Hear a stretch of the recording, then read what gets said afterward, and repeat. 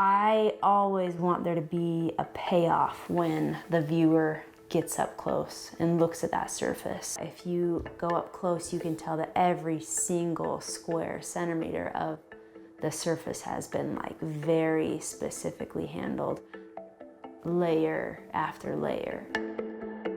My favorite artists are typically sculptors, and I can see why. Like, I think if you have an affinity for sculpting, you love to not be bound by any dimension. You love to be able to have the work grow and like move within space. And so I look at sculptors' work, and then I like to take that information and think, how can I do that except use these boundaries in a way that somehow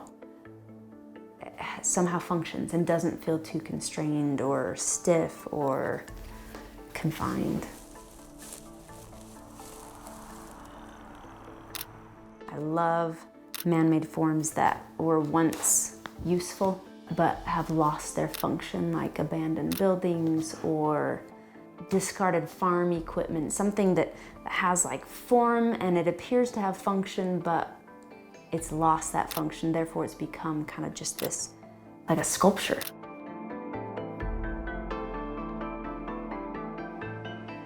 I start a painting with an idea of where I'm going, and then once the painting starts, I always find myself lost.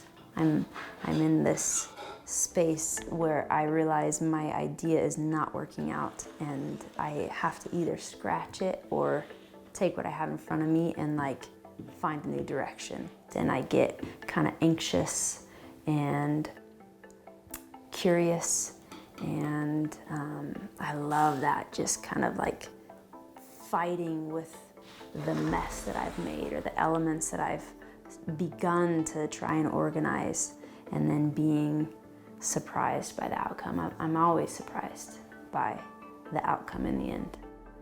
And that surprise, I think, is really satisfying to me.